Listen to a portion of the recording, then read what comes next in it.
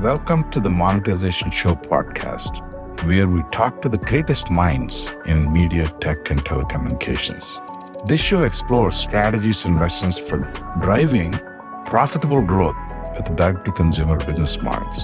I'm your host, Vijay Sajja, founder and CEO of Reinvention. My goal is to bring you specific and proven strategies straight from industry leaders that will help you solve your greatest challenges at the intersection of direct-to-consumer business models, evolving user preferences, market and competitive pressures.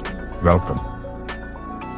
Today, I'm delighted to welcome Euan Smith, Group CEO of Astro. Astro has been on a journey of transformation over the last several years, redefining what it means to be a game-changing communications and entertainment service provider. It's a great brand in Malaysia, a lot of brand recognition. People love Astro. Okay. And to me and my entire team here at Reinvention, we had the privilege of having courtside seats to this journey as a trusted technology partner for Astro. So this is really a special episode for me in many ways. I met Euan back in 2017 when he was part of a team that was launching a Netflix competitor globally. So it's been a pleasure getting to know and collaborating with such a visionary leader in the pay TV space. Before joining Astro, he held senior leadership positions at Sky, Fox, and Foxtel. Right? This deep expertise with pay TV made the perfect person to help Astro at the critical juncture when it was facing headwinds. That's a unique context in the Malaysian market. In today's episode, I hope to distill key learnings from Euan's career, his vision for the future of the industry, and nuggets from his transformation journey working with Reinvention. Welcome, Euan. And morning, afternoon. Yeah, afternoon for me, morning for you. Thank you for taking the time. Tell me quickly why you agreed to be on the podcast today. As you told me to. Easy. For as you say, we've been 8 years now in 3 different places.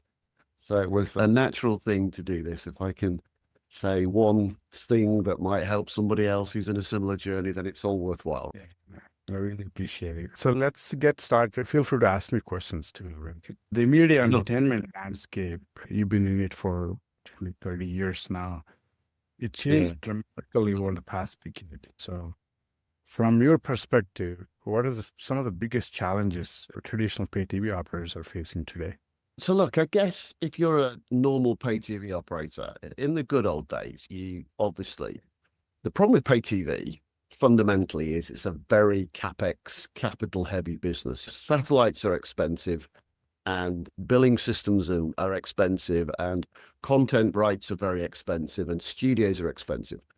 And in the days when the customer base was growing and everything was good around the world, you had this fixed cost base. But once you got to a certain number of customers paying a certain amount of money a month for a cost base, every customer thereafter was pretty much almost free. I mean, there was obviously some variable cost, but pretty much because, for example, the number of transponders you need is not a function of the number of customers. It's a function of the number of channels.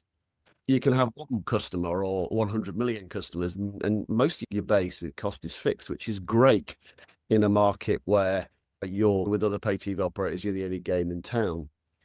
The problem, I think, comes when, as the technology shifted to the IP model in the IP world, is that what used to be traditional pay TV operators that were local market suddenly find themselves competing with IP-based companies that aren't carrying any of that heavy cost base and can scale globally, because the technology allows them to do so. That whether it's Netflix in Western world, or it's View, or it's TVB, or people in my part of the world, it's easier for them to scale, and they're on completely new technology, which is fast and efficient and very effective. So their cost per customer is a fraction of the cost of a traditional pay TV operator.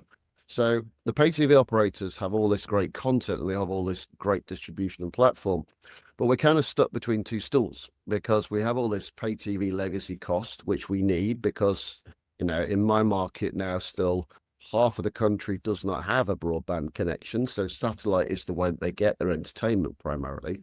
So you've got this old world, but you're also recognizing that you're having to bridge to the new world because you're having to take out cost and move to new models. A, because that's what the new generation of customers want you to provide.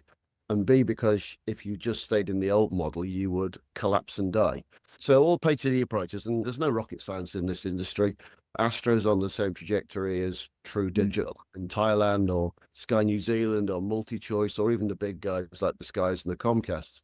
We're all on the same curve, which is how do we strengthen, defend our pay TV base and make sure that is still a very important component of what we do. And yet at the same time, radically take the cost out of it. And therefore, by doing those two things, you can achieve the two goals that my team spend the whole day thinking about. One is how do we make more content and make better, higher quality content, because the storytelling that we do for Malaysia is what, people pay for. And then secondly, how do you then reinvest some of that money in new revenue streams and find new ways to monetize the business? I think that's probably, you go anywhere in the world and every pay TV operator is going to tell you that same story. Second thing I think they'll tell you about, Vijay, is about piracy, because the rise of the internet and the ubiquity of IP and broadband and things. Now, piracy become a global problem. So no longer are we protecting content that we make or that our partners make and that we buy in Malaysia. If somebody in Slovenia decides that they're not going to protect the English Premier League rights, the pirate just picks it up and then beams it straight into Malaysia. So there's so much content that used to have value that's now arriving on shore for free, illegally, that the battle is quite existential. It's existential for, I think, all content creators. And I would include Netflix and Disney in this, which is, if the content's all coming in market for free, why would people buy it? And if nobody's buying it, why would people make it? And I think that's an existential question for the entirety of the content generating industry. Yeah. At a high level, really containing costs at the same time, providing better value to the customer, and also battling piracy. So the three big things, really. Those are the things that keep me awake at night, and therefore my team awake at night as well. So we have worked at different companies, different continents, actually. We worked at Sky, Fox, US. Actually, Fox would be global. Foxtel, Australia, and now at Astro. You've seen different approaches to digital transformation, different approaches to actual transformation. So what are some common misconceptions media executives have about what it takes to successfully transform or navigate the challenges facing by the pay TV industry? I think all pay TV companies, the problem primarily is inertia. Right. And that's inertia of the team that is inside the machine, but also customer inertia. If I was to micro it down into kind of like the Astro world, we have built a fantastic digital sales process. And yet it is used by less than 10% of the prospects and the customers that we have. Astro is this legacy brand, and it's got a fantastic heritage. We are 27 years old. Fantastic heritage. But people are used to calling contact centers, and people are used to ringing engineers, and people are used to putting satellite dishes on the walls, and they're used to a certain way of interacting with the brand. The things that you hear when you go and talk in the cafes here in Malaysia about what Astro is, that was what Astro was 10, 15 years ago. What Astro is today is it doesn't need a satellite. You don't ever need to talk to a contact center. You can simply buy the product exactly as you would buy Google or you would buy Netflix, etc. Right. And yet, despite having done all of the digitization work that we've done, and we've done over the past, my team are amazing. We've done an extraordinary amount of digitization. We've aggregated everything onto the platform. We've made it as seamless as we possibly can. We still fight that inertia, which is that the general population, the public out there, are still waking up to the new way of working. If you looked at Astro's unaided awareness in market, when you go and do these brand tracker surveys, our unaided awareness in market for the Astro brand is about 80%. And Netflix hovers around the 70, 78. Yeah.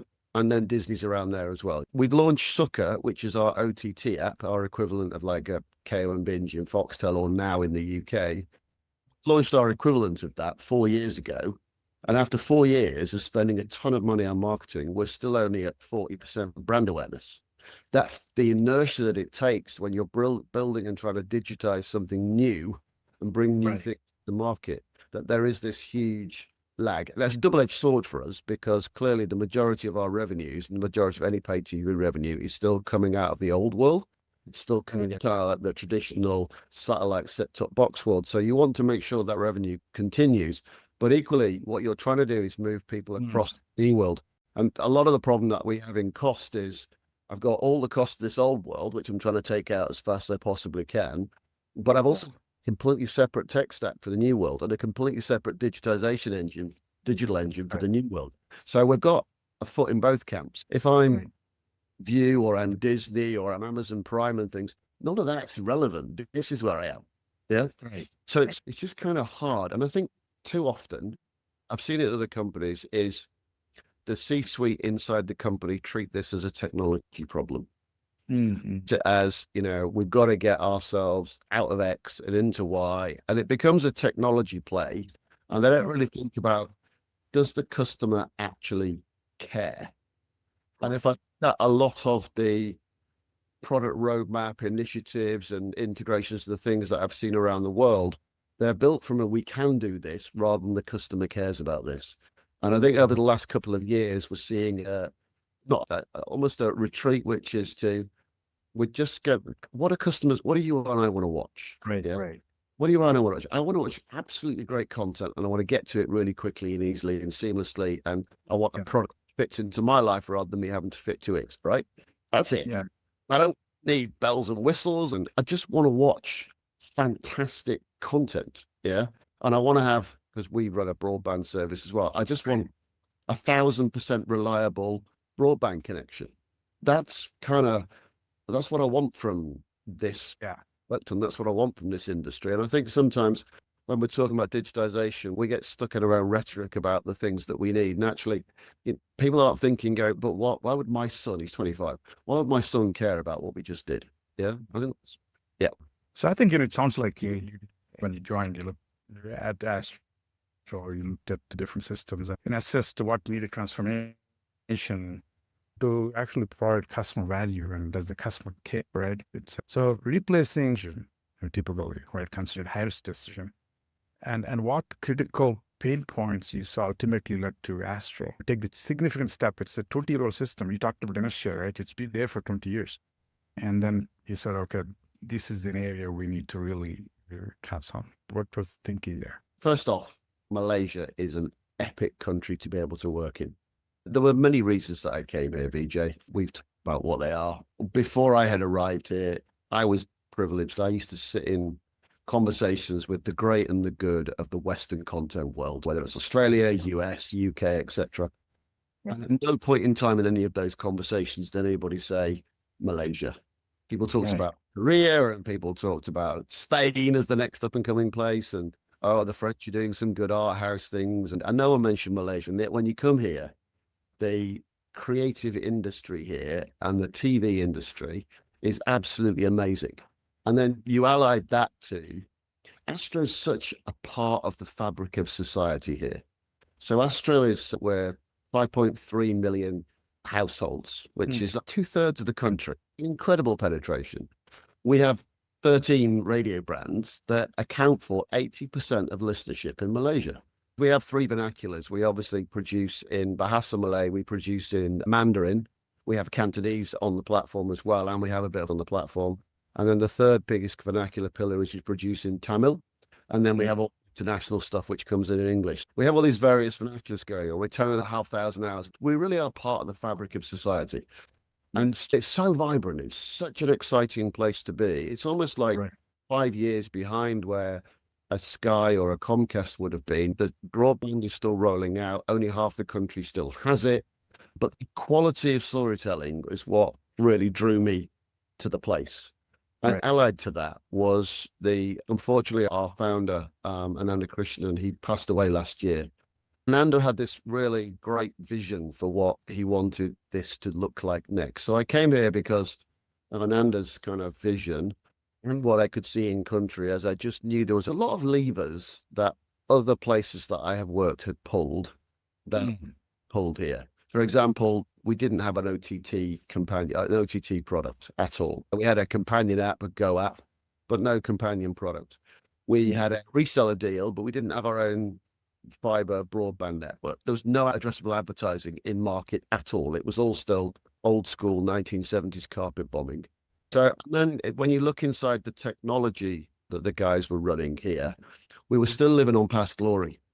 We were still living on heavy set-top boxes with lots of tuners, and it really wasn't being modernized for the realities of a world where your competition is, you're paying like, historically, our price used to be up to 100 ringgit for the packages, which is a big number. It's a very big number for your average Malaysian consumer. Right. And then in market, Netflix comes in. They're currently at 28 ringgit, and then you can pick up iQIYI for 8 to 10, pick up View for 10. You can pick up Disney for 20-ish. You were just so anachronistic in what we were trying to achieve. So I came here because I could see the opportunity. And over the last 5 years, we've done, I just say things and then my team actually executes everything. But we've done so many great pieces of work to completely reinvent what this company is and what the product set is and how it works.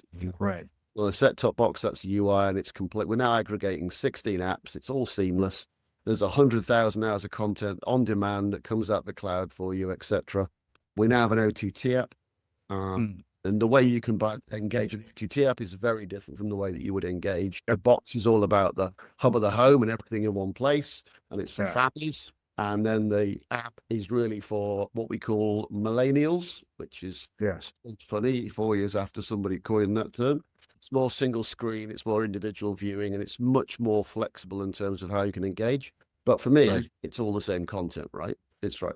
So when you look at the back end, because you asked me about the back end, we had, like Sky Deutschland had when I first went there, and like Foxtel had when I first went there, we had one of these great big legacy systems in the business. And I think the pay TV engines that were spawned going back sort of 15, 20 years, they were spawned out of the telco world. So a lot of the telco mentality and thinking, a lot of the telco cost. And of course, if you're in that kind of legacy system for 20 years, over that 20 years, it just gets and bigger and bigger. And you go through, maybe in 20 years, you'll go through 5 different marketing teams that all have got their own packaging and pricing view and all have got their own models. And then you've got all these campaigns that come in. And I remember back in, I don't know, maybe 2005, 2006, when we were having the same conversations at Sky. Right. I remember Jeremy Darroch, who was the CEO at the time, had got a data, and that was that inside the system, we had more different prices and packaging points than we had actual current customers, because it would just build over such a huge amount of time. So we inherited that kind of situation with our customer relationship management systems and billing systems. It just wasn't really suitable for purpose for what we need to do now. It's not product. We are multi-product. Yeah. So what we have needs to work with our commercial product. It needs to work with our broadband product. It needs to work for our OTT product. It needs to work for our legacy free-to-air prepaid product. And it also needs to work with our pay TV product, as our pay TV product was getting more complicated, adding and taking apps out of systems and things, moving channels around, etc. So we were looking for something, honestly, we're looking for something that would massively reduce the cost, back to my earlier point about legacy, and that would enable us to do things much quicker in future in a multi-product, much faster pace of change environment than the traditional model that all pay TVs have grown up with over the last 25 years. So that makes sense. You kind of outline how things have changed, the market dynamic in Malaysia and the product mix, and how you have different products now. And given all that, changing a 20-year-old system is fairly risky, but you were compelled to do it, right? So was it that? As I described to my team and to my book, as we went through it, effectively what we're doing here is open heart surgery. Yeah. Right. So, and so it's tricky. And you can imagine after 20 years, the data warehouse is a spaghetti. It just is. Even the most organized data machine in the entire world, and I'm not saying that we had one, even if it was super organized, the depth and the complexity and the variables inside that model are just absolutely extraordinarily tough to break. Which is why when we obviously had a relationship at Fox and we built things at Fox. Right. It's why when we got into this, we did it in bite-sized chunks until we had to go big. There's a day when you have to go big bang. You want to test to learn, do a little, test to learn, do a little, because actually the important thing when you're doing open heart surgery is not to try and do it all at once. Is the patient still alive? Yes. Okay. Is the patient still? Yes. Keep going. Keep going. That's the kind of approach. So for the audience, we did Sukkah first. The easiest and obvious thing was to pick a system that would do, because we couldn't run on the old legacy platform for our new product, Sukkah. So we picked a completely new stack. Yeah, new video front end, and then a new billing and CRM back end. We picked Divergent for the back end.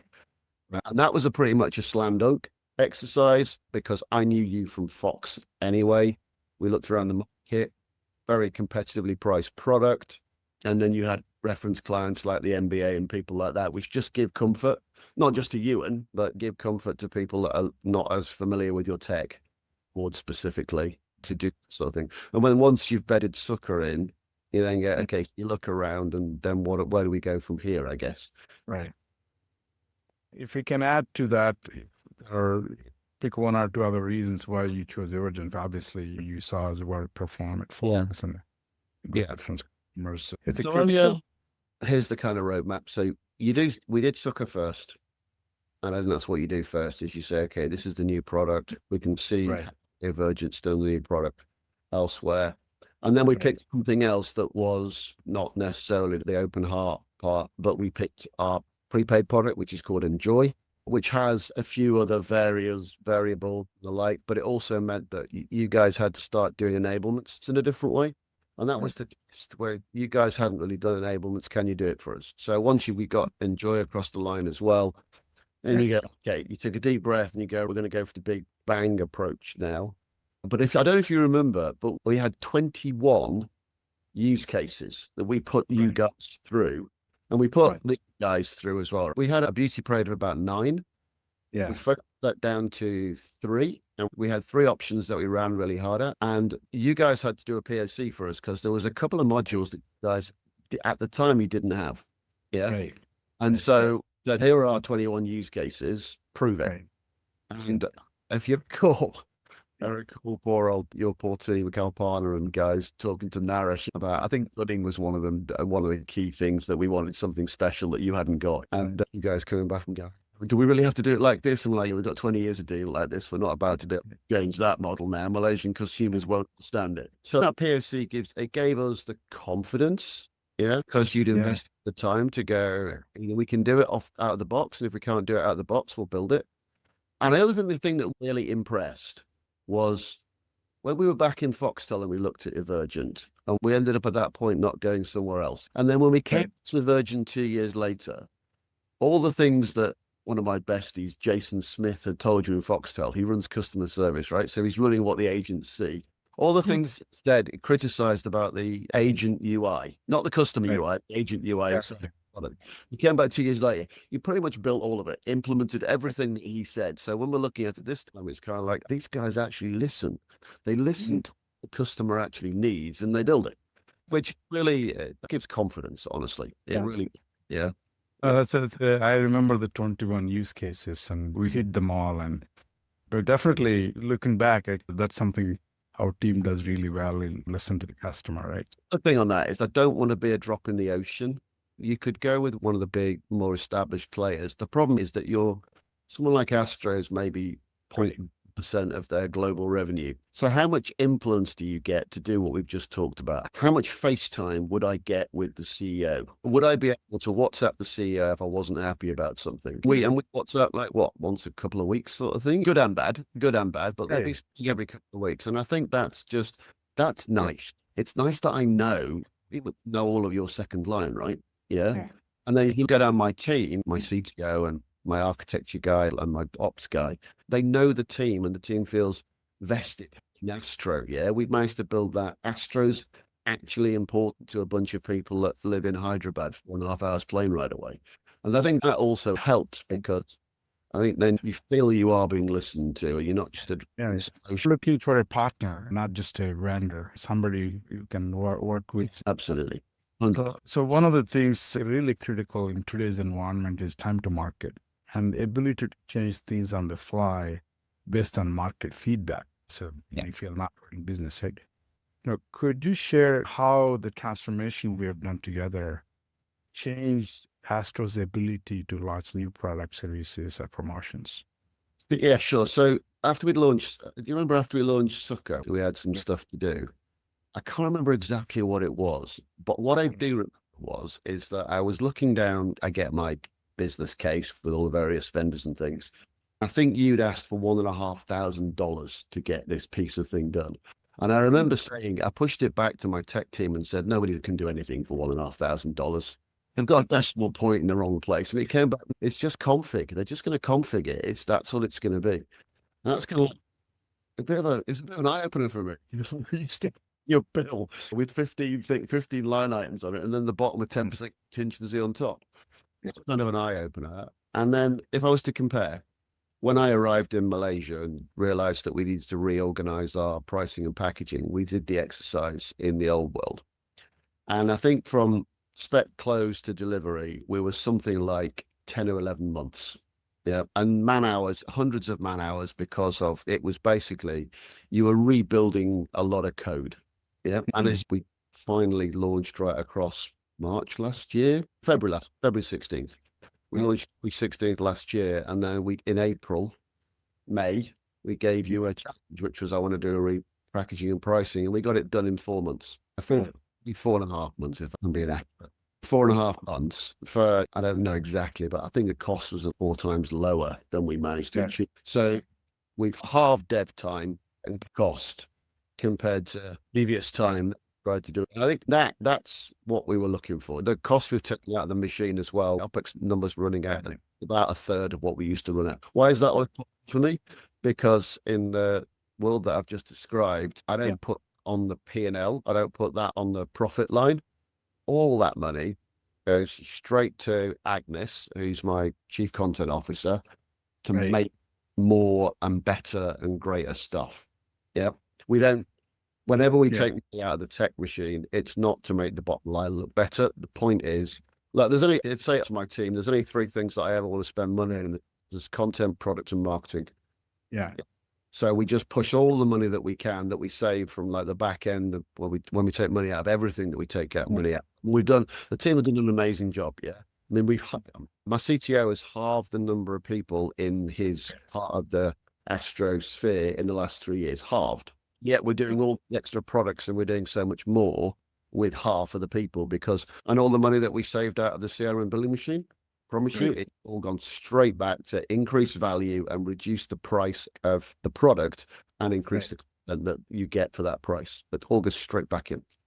Yeah, really makes me really happy hearing all this. What I'm hearing, some of this is fresh for me as well. It's really, if third to fourth of the cost, twice as fast, right? It's in terms of being able to react to market, and it's pretty amazing. A lot of the savings, what I'm hearing you say, is going towards improving your product and providing value to your customers. It does. So just examples, because of all the money that we've been able to improve on the back end and the ways in which we've been able to change improve the agility, and we can do things that we could never have previously done. So we've taken 3 pieces of what used to be premium content, a really strong Tamil content that we get from Sun, really strong Chinese, Cantonese content that we get from TVB, and really strong product that we're building with the Malaysian Football League. And we've made that available to the entire base, time as reducing the price of all of our packs. So much more value that is very valuable to a large portion of our customer base in a world where Malaysia is no different from anywhere else in the world, right? Cost of living increases are big here, and pretty much every week you'll read about price of chicken, price of oil going up, price of eggs going up, etc., etc. And at the same time, here we are in the industry being able to actually add value and Right. reduce the cost. It's great. Yeah. It's great. No. I wish So, that story was more visible in society, to be honest. It's one of the things that we struggle with is reposition the Astro brand as what we now are versus what we used to be. yeah, no, so that's really important. That the value you're providing to your subscriber has increased. And in terms of the subscriber experience, how has that changed because of this transformation?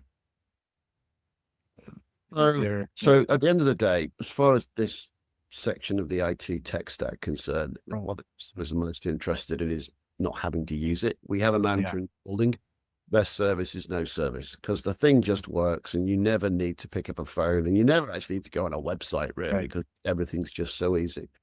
So if you look at things like the Enjoy product used to be people buying cards in news agents equivalent and places around Malaysia. And now 80% of everything we do just gets transacted through a very simple app, and the customers just buy it very simply and they can go about their lives. And you can dial up, you can dial down. It's just so much easier and so much more convenient for customers. If you look at the Sukkah app, a customer now we can buy a customer if they want to. Suppose you did ever want to buy one Man United game, you can buy that. It's just pay-per-view. It's one United game. You just pay for that. Or you can buy a monthly pass, or you can buy the weekend pass, or you can buy the 3-month pass. Or the flexibility inside the OTT product that we have is pretty much, I can't imagine anything we'd want to do that we can't do, honestly, which means that it doesn't matter what customer you're in society, we've probably got a price point, we've probably got a solution for you inside the engine. And I think those two things are probably what customers see most from the BSS refresh that we've talked about, is that simplicity and that speed. My challenge now is to persuade more of Malaysia that they really do not need to call contact center and they don't need push, etc., because you can buy the box, we post it to you, you plug it into the IP, the broadband. It's exactly the same service as you would get if you plugged it into the satellite. It's the same box. It gives you just the same marvelous experience. It's super reliable, and you never have to talk to anybody. It just works. Yeah. And that's the journey that we're on. It's more about awareness than it is actually having the capability these days. Yeah. It's more about making Malaysia more aware of that, because Astro's got a great heritage, but it's got a great heritage as a legacy satellite play that has some problems when it rains. We're close to the equator here, Vijay, unlike the rest of you. Mr. Markets, the dish kind of did that because the satellite was here. We're close to the equator, so the dish has to go higher up, which means it's not good at catching water when it rains. So Astro had this, we used to get rain fade issues and things, but nowadays the box can't see the dish. It just immediately goes to the IP and uses that until the dish and the satellite are back. It's a few days of the year, but it was historically something that Astro was known for. Yeah. Right. No, I think I would say kudos to both teams. It takes both teams working together, Astro and Euan, to really make this transformation successful. And if you were to summarize your experience working with Euan and this transformation in a quick summary of it, and also what are you most excited about? Hey, look, this was, let's kid ourselves, right? Open heart surgery is hard. And so you need, at the end of the day, you need trust. And I think you also need a mechanism for addressing and resolving differences. Right.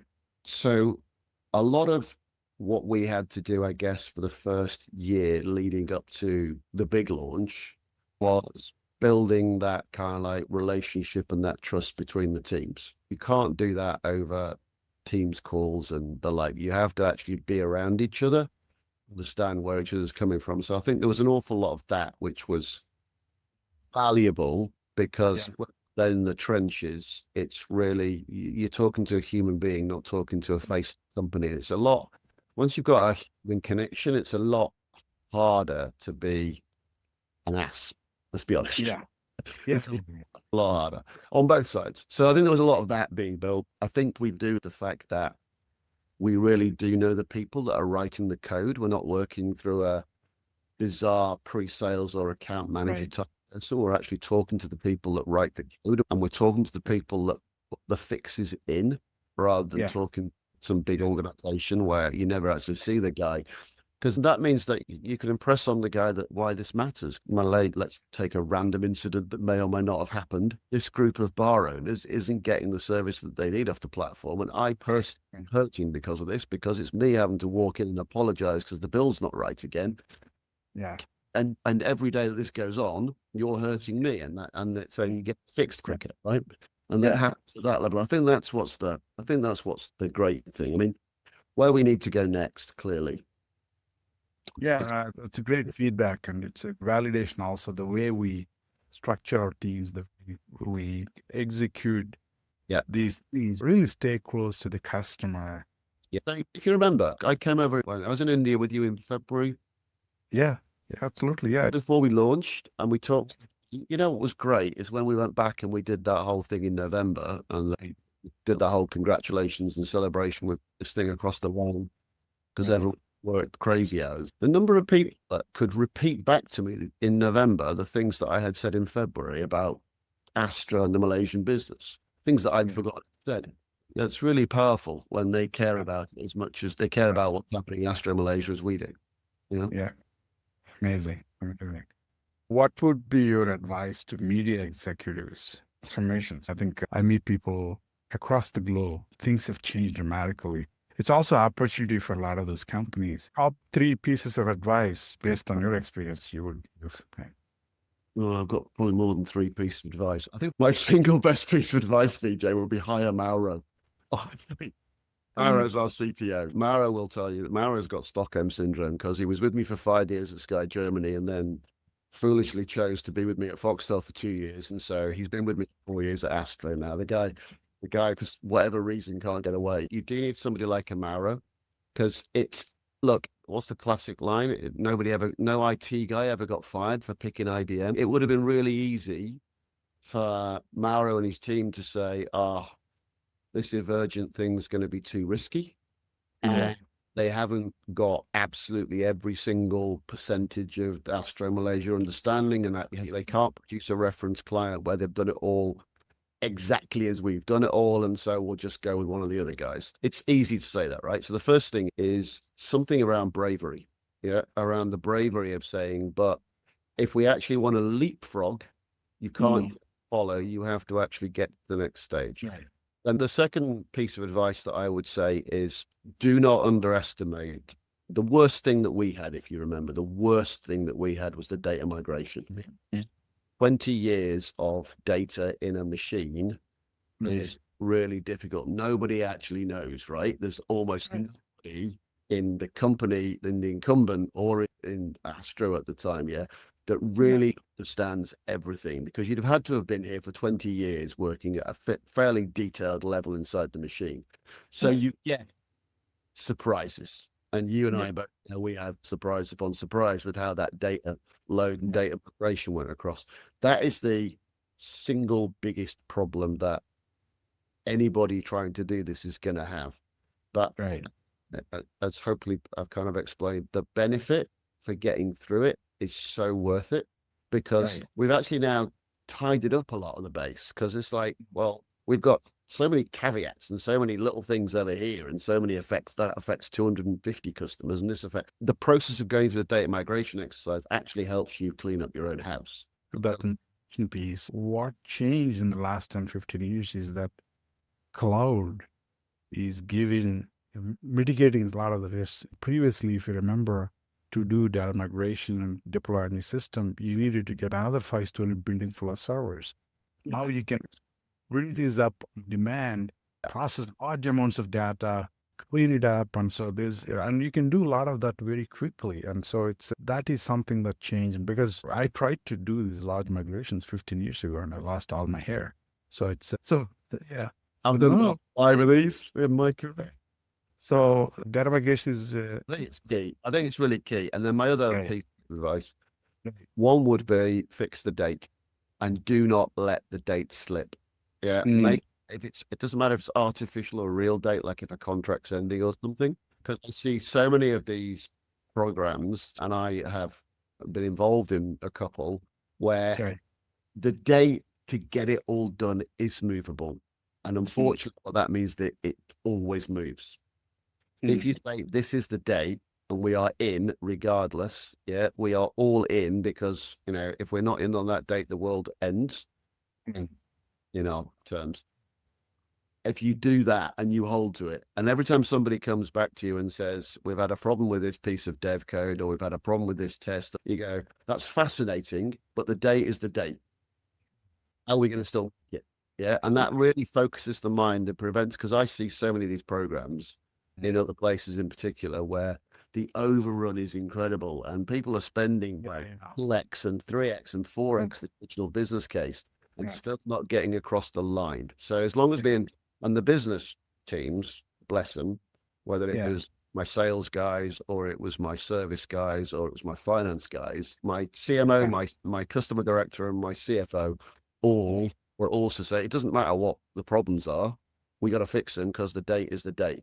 So no one was back and saying, we're well behind on this particular thing, this particular module, we're going to have to date 3 months. No one said that to me once. So that's advice. Don't let the date move. Fix the date. Artificial for real. And then my last piece of advice is you need to buy an awful lot of cake.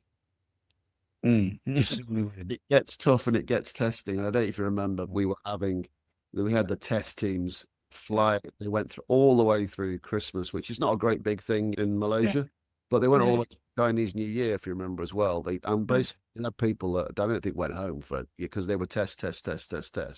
And so pretty much every Saturday for about 3 months, Mauro and I would go to the local patisserie and buy all the and then bring all the cake in, and we'd sit with the guys on Saturday afternoons and we'd crack through problems. Yeah. Right. Your guys and my guys, because I think at peak 30 your people on site from memory. Yeah. We something similar in Hyderabad as well, right? Yes. Yeah, I think anything worthwhile doing, it does take commitment and dedication from the team and clear direction. And you're right, putting a line in the sand. Hey, we're going to get it done by this time, right? Yeah, makes sense. That's what I'd say. But then, I think the other interesting thing is you go through this euphoria of getting it done. So you and your team have a big moment where they get it done. But then there's always a tail of things that need cleared up, need fixed. And so the next thing is, how do you build that momentum and keep that momentum going? Because of the date, we went live with some workarounds. And then it's all about how do you keep the team focused, keep the IT team focused to make sure that the BU is going to get what it needs. And that's just, honestly, that's just attrition. Just every week, just being at it and just never letting. So getting the reports in, we were doing an awful lot of, in the early days, we were doing an awful lot, you and me doing bug list management. It needs somebody right at the top going, I need a plan to get them down. So that's that. But it just takes, that's a process of just attrition to get you to where you want to be.